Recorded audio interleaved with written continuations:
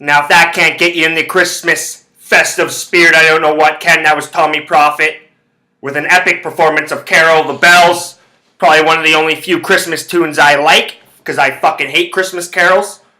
I don't know what it is about it, but I can't stand the songs. I can't stand singing them. I think the only songs that I do like other than that are the fucking songs on the Grinch. Oh, good old Dr. Zeus. Dahu Dory. You know, you can't go wrong. You're a mean one, Mr. Grinch. But like, they used to put us in the, when I was in public school, they used to put us all in the gym. And they used to put on the Christmas carols on the big ass fucking projector up on the wall. And make us all fucking go up there and sing it for like an hour and a half. And I hated it. Hated it. Remember doing that from like grades 1 to 6 or whatever it was there in public school. Hated it. So that's probably where my hatred of Christmas carols come from. But one guy that does like Christmas carols is good old Bill Belichick. Good old Bill Belichick in the Christmas festive spirit. Who would have thought? A few more wagers that would have cashed last night would have helped me get into it.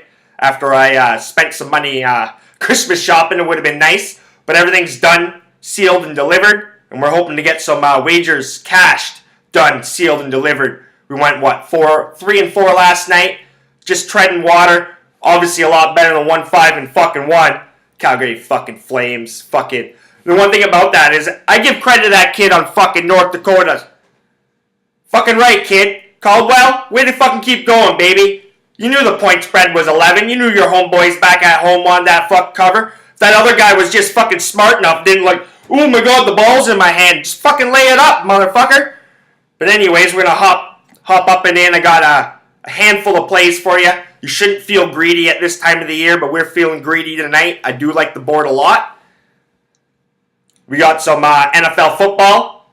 My buddy here was kind of shocked that there was some Thursday night football going on. I'm kind of shocked too. I thought they'd all be going down Saturday. But nonetheless, the machine of the NFL keeps rolling along.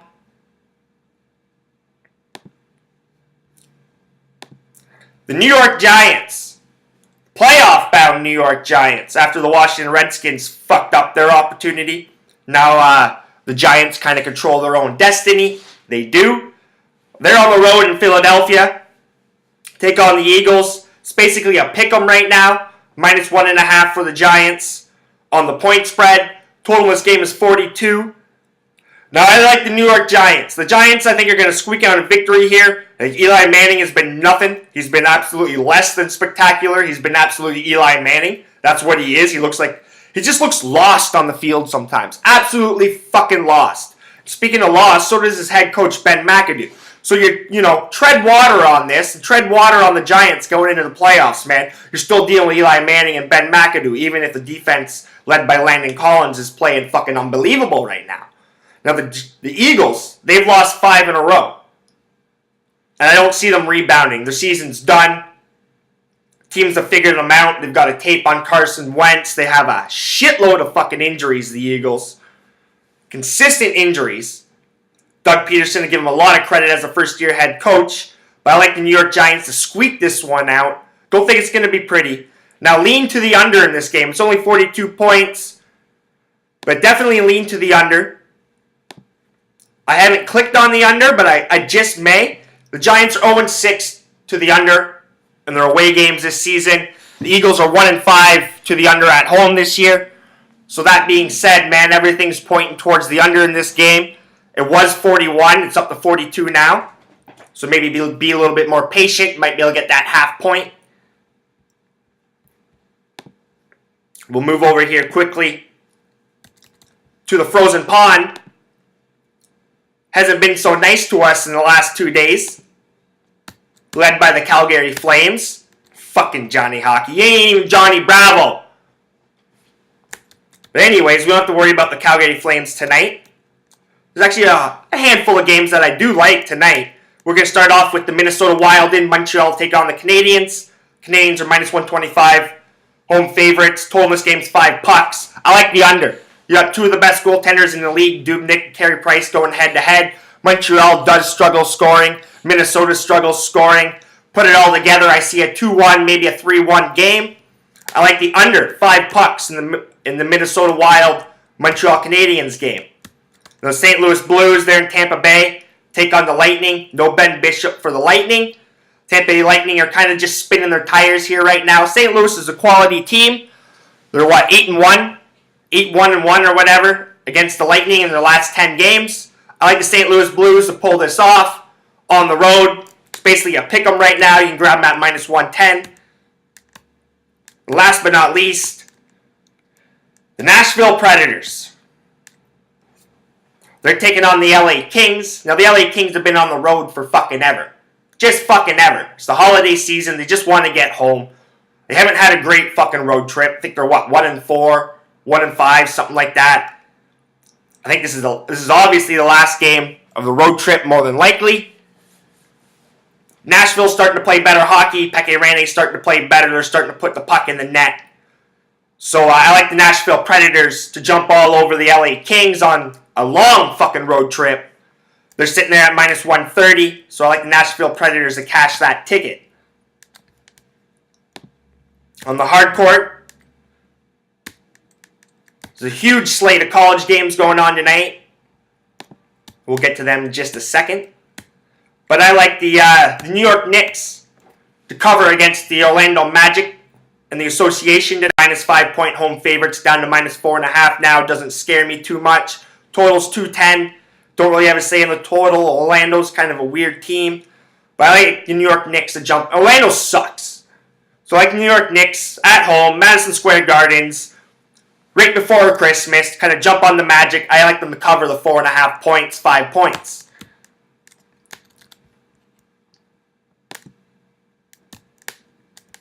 And in college, finally in college, we got a whole bunch of games going on tonight, but there's a few games that stand out.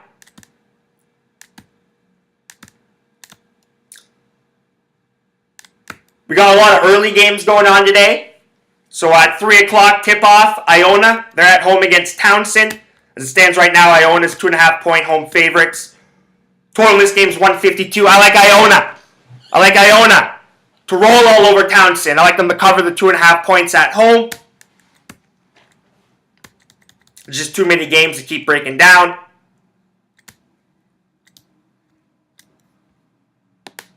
Might as well just click on them because I'm not going to break them down too much.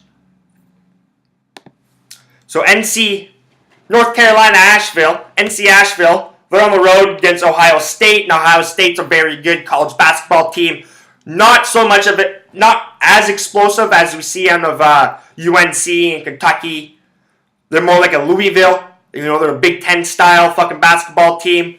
Play some quality defense. But that being said, Asheville's a pretty good team. It stands right now, Ohio State's minus 13.5-point favorites.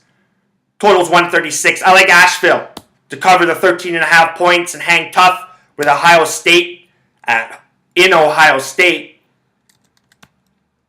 Now the USC, they're hosting Missouri State.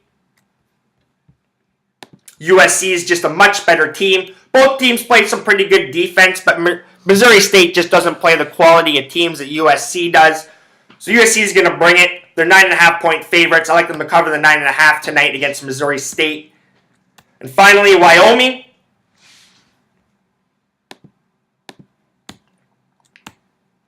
Good old Wyoming. Got a job offer from Wyoming.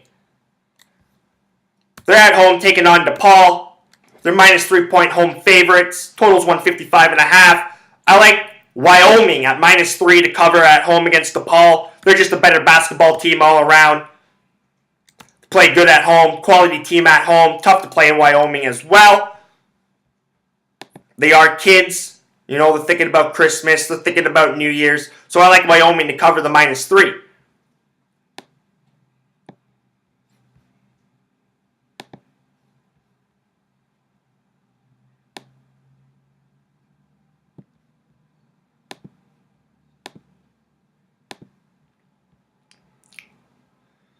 So I'm going to head home to my parents' place for the weekend.